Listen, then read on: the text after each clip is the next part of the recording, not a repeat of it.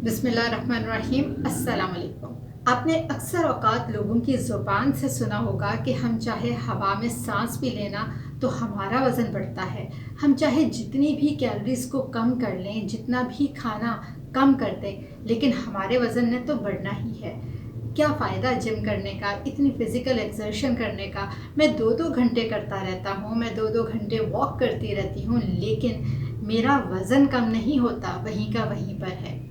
आपने अक्सर सेलिब्रिटीज़ के मुंह से भी सुना होगा कि भाई हमारा तो वज़न कम होता था, उसके बाद फिर ज़्यादा हो जाता था और फिर कम होता था, तो एक विशियस सर्कल सा चल पड़ता था।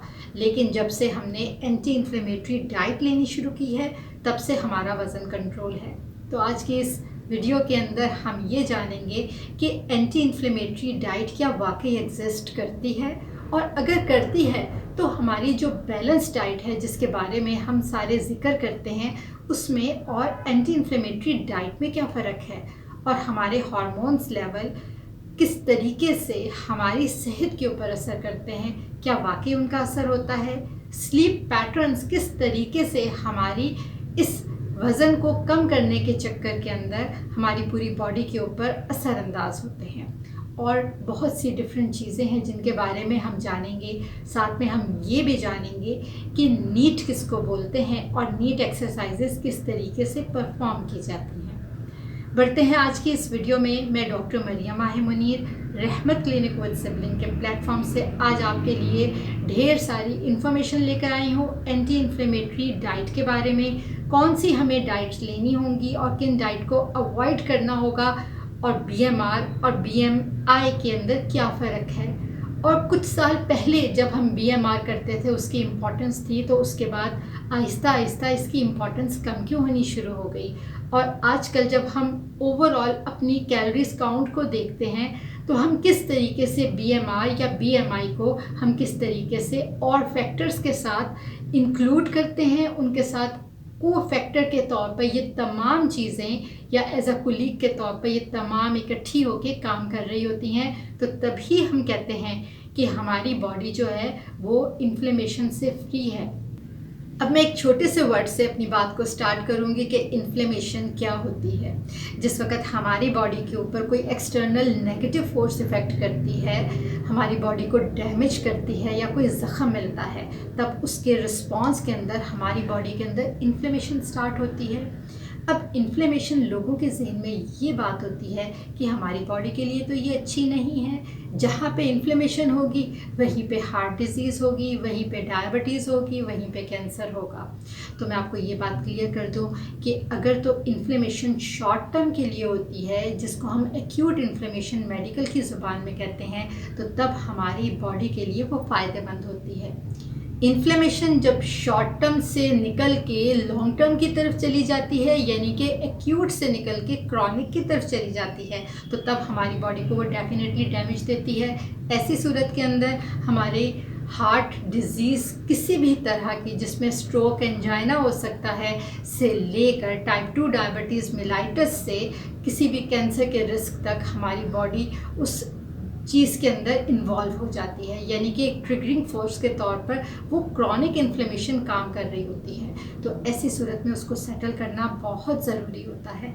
अब इसमें सेटल करने में सिर्फ एंटी इन्फ्लेमेटरी डाइट्स नहीं आती हैं, इसके अलावा भी बहुत से फैक्टर्स आ जाते हैं। चलिए आइए अब जिक्र करते हैं कि कौन सी डाइट को हम एंटी इन्फ्लेमेटरी बोलते हैं और कौन सी डाइट इन्फ्लेमेटरी होती है। क्या कोई ऐसा पैमाना है या ऐसा लेबल है कि हम किसी डाइट के ऊपर वो लगा सकें भाई ये डाइट जो है ये एंटी इन्फ्लेमेटरी डाइट के लेवल में आती है।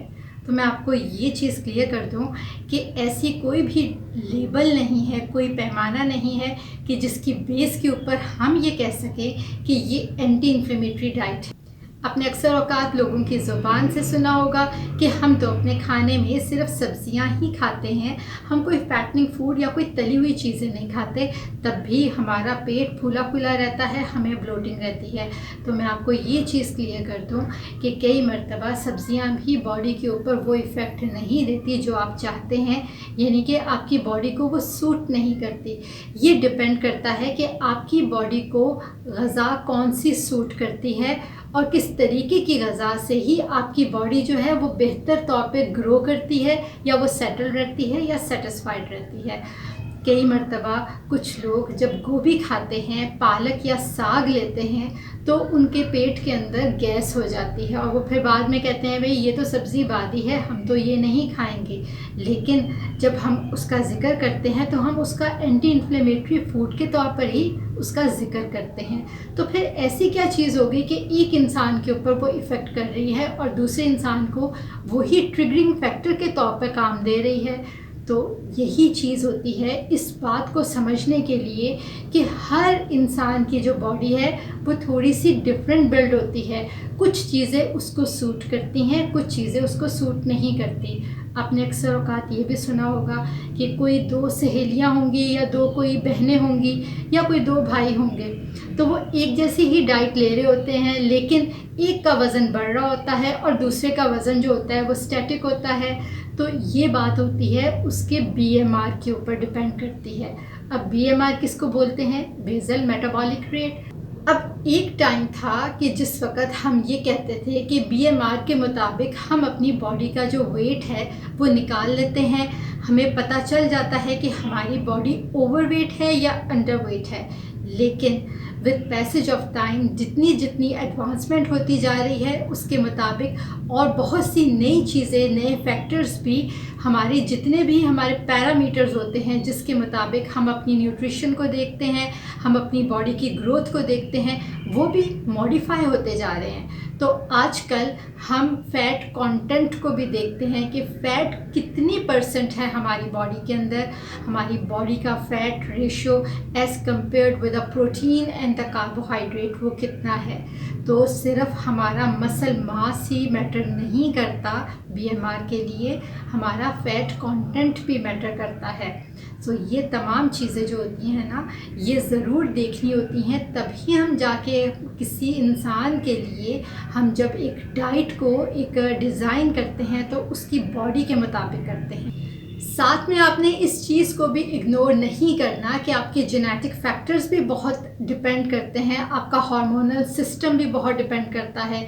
कुछ लोगों का जो बॉडी जो बोनी स्ट्रक्चर होता है वो थोड़ा सा बड़ा होता है, यानी कि अगर मैं आपसे ये कहूँ कि उनका जो बॉडी का स्केलेटन होता है उसके भी डिफरेंट फ्रेम्स होते हैं, लार्ज, मीडियम या स्मॉल, तो वो भी उसके अंदर आते हैं। यानी कि उनकी जो बोन की जो डेंसिटी होती है, उनके जो बोन का वज़न होता है उसके ऊपर भी बहुत मैटर करता है। उनकी जो एक फ़िज़ीक होती है किस तरह की है, उनकी हाइट किस तरह की है, तो ये तमाम चीज़ें जो होती हैं तभी हम सारा कुछ इसको इकट्ठा मजमूई तौर पर किसी एक इंसान की डाइट को हम प्लान करते हैं और उसके मुताबिक ही फिर हम कहते हैं कि हाँ जी ये डाइट इसके लिए सूटेबल है या नहीं है।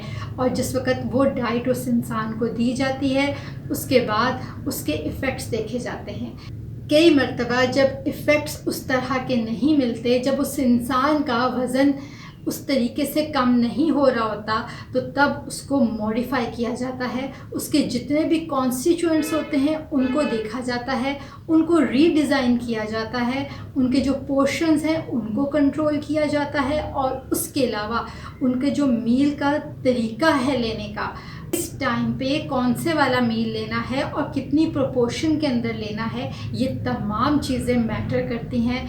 और उसके साथ साथ में उसका हार्मोनल सिस्टम भी बहुत मैटर करता है।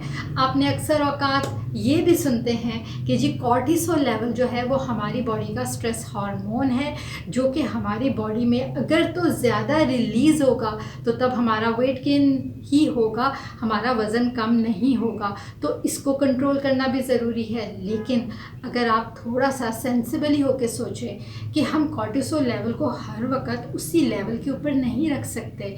हम इस दुनिया में आए हैं, हमने इधर उधर लोगों के साथ इंटरेक्ट करना होता है एवरीडे लाइफ के अंदर, और उसके साथ में हमने कम्युनिकेट करना होता है। और कई मर्तबा कुछ ऐसी बातें हो जाती हैं जो हमारे स्ट्रेस लेवल को ट्रिगर करती हैं और हार्मोन भी इंक्रीज़ होना शुरू हो जाता है। लेकिन बात कहाँ पर आती है लाइफस्टाइल मॉडिफिकेशन के ऊपर और उसके अलावा आपके माइंडसेट के ऊपर कि आप उस चीज़ को कितनी एफिशिएंटली आप उसको हैंडल करते हैं और उस स्ट्रेस को आप कितने अच्छे तरीके से मैनेज करते हैं। कई मर्तबा होता है कि आपको उस स्ट्रेस को मैनेज करने में थोड़ा टाइम लग जाता है, लेकिन कई मर्तबा आप बहुत ईज़िली मैनेज कर लेते हैं और कोशिश ये होती है कुछ लोगों की कि आप स्ट्रेस से दूर रहे। जो ट्रिगरिंग फैक्टर है उसको आपने अवॉइड करना होता है, लेकिन जिस वक़्त आप इस दुनिया में रह रहे होते हैं तो हर वक़्त उस ट्रिगरिंग फैक्टर को आप अवॉइड नहीं कर सकते। इसलिए बेस्ट होता है कि आपकी लाइफस्टाइल मॉडिफिकेशन और आप किस तरीके से ज़िंदगी के डिफरेंट चैलेंजेस को आप फेस करते हो और उनको मैनेज करने में आपकी सलाहियत कितनी है, यानी कि आपकी टॉलरेंस कितनी है। सो ये तमाम चीज़ें होती हैं जो आपकी ओवरऑल आपकी जो हेल्थ होती है ये उसके ऊपर इफ़ेक्ट करती हैं। अब हम बात कर रहे थे कि किस तरीके से हम अपनी लाइफस्टाइल को मॉडिफाई करें और एंटी इन्फ्लेमेटरी डाइट को हम अपनी बॉडी में इंट्रोड्यूस करें और इन्फ्लेमेटरी डाइट से हम बचें। जहाँ पे हमने ये कहा कि हम किसी एक डाइट को एंटी इन्फ्लेमेटरी डाइट नहीं कह सकते, क्योंकि कुछ लोगों को कुछ चीज़ें सूट कर जाती हैं और कुछ नहीं सूट करती। तो उनको जब तक आप खा के नहीं देखेंगे, आप अपनी बॉडी के ऊपर एक्सपीरियंस करके नहीं देखेंगे, तब तक आपको पता नहीं चलेगा कि आपकी बॉडी को कौन सी चीज़ सूट कर रही है और कौन सी नहीं कर रही। और एक और चीज़ कहूँ कि ज़्यादती आप किसी भी चीज़ की करेंगे ना तो वो आपकी सेहत के लिए डैमेजिंग ही होता है। इसलिए अगर आप हेल्दी चीज़ को भी आप बहुत ज़्यादा ले लेंगे ना तो वो अनहेल्दी के ज़ुमरे में आ जाएगा। सो आपने जितना लेना है पोर्शन कंट्रोल के हिसाब से आपने एक बैलेंस डाइट के अंदर आपने खानों को ऐड करना है। और डेफिनेटली जो चीज़ें आपने ऐड नहीं करनी उसके अंदर आपने प्रोसेस्ड फूड्स, आपने तली हुई चीज़ें जिसमें डीप फ्राइड फूड्स आ जाती हैं और सॉफ्ट ड्रिंक्स या जो कोला ड्रिंक्स आते हैं आपने वो यूज़ नहीं करने, अवॉइड करने हैं। लेकिन इसका ये मतलब नहीं है कि आपने उसको डेफिनेटली बॉडी से कट आउट कर दिया और आपने सारी ज़िंदगी यूज़ नहीं करना।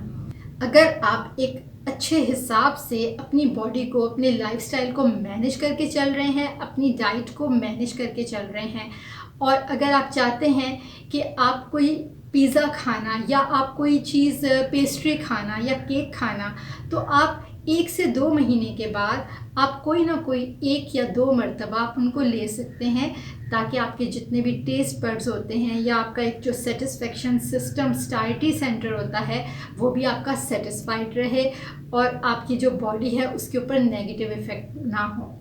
अब मैं आपको ये कहूँ कि लोगों के ज़हन में आता है कि अब नहीं खाना तो फिर नहीं खाना, ऐसी बात नहीं होती, आप ले सकते हो।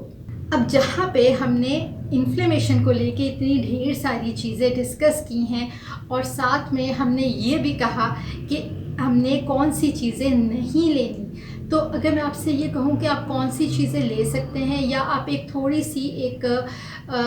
सी एक वेग टर्म के अंदर आप उनको एंटी इन्फ्लेमेटरी डाइट के तौर पर उनको इंक्लूड कर सकते हैं, तो ऑब्वियसली जैसे मैंने पहले बोला है कि वेजिटेबल्स आती हैं जिसमें ब्रोकली आती है, कॉलीफ्लावर आ जाती है, स्पेनिश आता है, साग आ जाता है, उसके अलावा अब जिंजर आ जाएगा, टर्मरिक आ जाते हैं, ये तमाम एंटी इन्फ्लेमेटरी फूड्स आते हैं। लेकिन जैसे मैंने आपको पहले भी कहा है कि आपने उनको एक लिमिटेड क्वांटिटी के अंदर यूज़ करना है। ये नहीं कि अगर आपने जिंजर यूज़ करना शुरू कर दिया तो फिर आपने उसको सुबह दोपहर शाम आपकी डाइट जिंजर के ऊपर ही डिपेंड करे।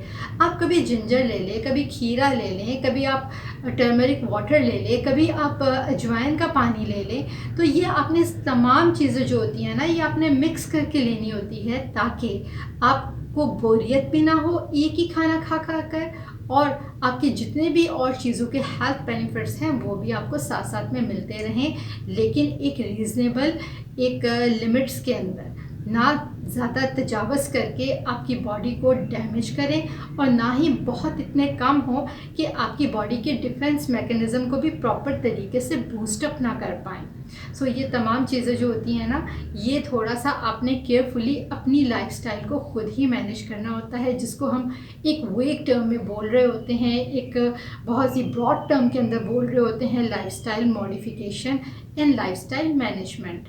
लोगों के जहन में स्टिल कन्फ्यूजन रहती है इस चीज़ को लेके कि भाई बैलेंस डाइट क्या है तो एंटी इन्फ्लेमेटरी डाइट क्या है। तो आज की इस वीडियो में मैंने आपको ये भी क्लियर करने की कोशिश की है कि बैलेंस डाइट वही होती है जिसके अंदर हमारी बॉडी को जो जो चीज़ों की रिक्वायरमेंट होती है वो सही तनासब के साथ हमारी एज के मुताबिक, हमारे बीएमआर लेवल के मुताबिक, हमारी जितनी भी डेली लाइफस्टाइल है उसके मुताबिक हम लेते हैं अपनी डाइट के अंदर। और एंटी इन्फ्लेमेटरी फूड्स या एंटी इन्फ्लेमेटरी डाइट उसका ही एक ऐसा पार्ट होता है कि जो डिफरेंट बॉडी के मुताबिक डिफरेंट चीज़ों की प्रोपोर्शंस होती हैं। कुछ लोगों को अगर एक चीज़ सूट नहीं करती तो वो दूसरी चीज़ उसको यूज़ कर सकते हैं, उसको अपनी डाइट में कंज्यूम कर सकते हैं, और वही जो हेल्थ बेनिफिट्स एक चीज़ से उनको मिल रहे होते हैं वही उनको दूसरी चीज़ से मिल जाते हैं। लेकिन जो पहली चीज़ से उनको साइड इफ़ेक्ट साथ मिल रहे होते हैं, किसी को नौजिया हो रहा होता है, किसी को ब्लोटिंग हो रही होती है, वही चीज़ दूसरी चीज़ को कंज्यूम करने से नहीं होती, वो साइड इफ़ेक्ट उनकी बॉडी के ऊपर नहीं होते। उम्मीद करती हूँ कि ये जो छोटी सी मैंने वीडियो बनाने की कोशिश की है, जो अब थोड़ी सी लेंथी हो गई, यही चीज़ आपको बताने में, आपके कॉन्सेप्ट्स को क्लियर करने में कि भाई एंटी इन्फ्लेमेटरी डाइट कोई लेबल के साथ एग्जिस्ट नहीं करती। कुछ चीज़ें कुछ लोगों को सूट करती हैं थोड़ी क्वांटिटी में, कुछ को ज़्यादा क्वांटिटी के अंदर। ये टॉलरेंस पे डिपेंड करता है, उसके अलावा स्लीप पैटर्न्स पे भी डिपेंड करता है। स्लीप का मकसद क्या है, नींद क्यों लेते हैं? क्योंकि हमारी बॉडी में जो पूरे दिन के अंदर हम एक्टिविटी कर रहे होते हैं उसको रिकवर करने के लिए हमें मौका चाहिए होता है, टाइम ड्यूरेशन चाहिए होता है। उसी तरीके से जैसे किसी कारखाने के अंदर किसी मशीन को आप थोड़ी देर के लिए स्विच ऑफ करके उसको थोड़ी देर रोक देते हैं ताकि वो रिकवरी फेज़ के अंदर चली जाए, उसके बाद फिर उसको ऑन करते हैं। नहीं तो अगर कॉन्टीन्यूसली किसी मशीनरी को आप यूज़ करते रहेंगे तो वो डैमेज हो सकती है, उसका स्विच बहुत ज़्यादा गर्म होकर वो जल भी सकता है। इसी तरीके से हमारी बॉडी के अंदर एक स्विचिंग मैकेनिज़्म होता है जिसको नींद का कहते हैं। कुछ सिस्टम उसमें रुक जाते हैं, कुछ स्लो डाउन हो जाते हैं, और कुछ जो है वो चलते रहते हैं उतना ही कि हमारी बॉडी को अलाइव रखने के लिए, ज़िंदा रखने के लिए। तो अगर ये कहा जाए कि किसी इंसान के लिए स्लीप ड्यूरेशन 7 to 8 आवर्स होना चाहिए, अनइंटरप्टेड होना चाहिए, तो ये बिल्कुल बात गलत है। कुछ लोग जो हैं वो 5 to 6 आवर्स की स्लीप भी लेके ताज़ा दम होके उठ खड़े होते हैं और पूरे दिन के जो काम होते हैं वो बहुत अच्छे से परफॉर्म कर लेते हैं। ये डिपेंड करता है क्वालिटी ऑफ स्लीप का कि किस तरीके की क्वालिटी ऑफ स्लीप आपकी है। उम्मीद करती हूँ कि आज के इस वीडियो में मैंने आपके साथ एंटी इन्फ्लेमेटरी डाइट के बारे में जो भी इंफॉर्मेशन शेयर की है, डेफिनेटली आपकी उससे नॉलेज में इजाफा हुआ होगा। अगर तो आपको वीडियो अच्छी लगी हो तो आप अपने फैमिली फ्रेंड्स के साथ इसको शेयर ज़रूर कीजिएगा। लेकिन जाने से पहले मैं एक पॉइंट आपके साथ और डिस्कस करना चाहती हूँ नींद के हवाले से, जिसको हम नॉन एक्सरसाइज एक्टिविटी थर्मोजेनेसिस बोलते हैं। ऐसी एक्सरसाइज कि जिसके अंदर आप कोई फॉर्मल एक्सरसाइज नहीं करते, आप जिम या फिर कोई आप और स्टर्नस एक्सरसाइज नहीं करते, जस्ट लाइक अ वॉकिंग नहीं करते, लेकिन उसके बावजूद आप एक ऐसी एक्टिविटी को परफॉर्म करते हैं जो आपकी बॉडी को ज़्यादा एक्सर्शन भी नहीं देती, लेकिन उसके बावजूद आपकी कैलोरीज बर्न होती है, जस्ट लाइक स्टैंडिंग वॉकिंग। कई मरतबा आपने सुना होगा, जबकि मैं और भी वीडियोस के अंदर आपको यही कहती हूँ कि अगर आप अपना काम भी कर रहे हैं मोबाइल के ऊपर भी, तो कोशिश किया करें कि आप सिर्फ चेयर के ऊपर बैठ के ना करें, सिटिंग पोजीशन पे ना करें। आप अपने आप को पोस्चर चेंज करते रहा करें। अगर आप मोबाइल को यूज़ कर रहे हैं तो आप कमरे के अंदर चल फिर के भी आप उसको यूज़ कर सकते हैं। अगर आप किसी अपने दोस्त अहबाब के साथ फ़ोन के ऊपर बात कर रहे हैं तो आप चल फिर के भी बात कर सकते हैं। ज़रूरी नहीं कि आपने बिस्तर के अंदर बैठ के या लेट कर ही आपने उससे बात करनी है। इससे आपको एक्स्ट्रा कैलोरीज़ को बर्न करने में हेल्प मिलती है। उम्मीद करती हूँ कि आपको ये वीडियो आज की अच्छी लगी होगी, और आइंदा आने वाली वीडियोस के लिए आप ज़रूर हमारे इस चैनल को विज़िट किया करें और हमें कमेंट सेक्शन में भी बताया करें कि आप और कौन से ऐसे टॉपिक्स हैं जिनके ऊपर हमसे वीडियोस चाहते हैं। इंशाअल्लाह मिलते हैं अगली वीडियो में नए टॉपिक के साथ। अल्लाह ने के बाद।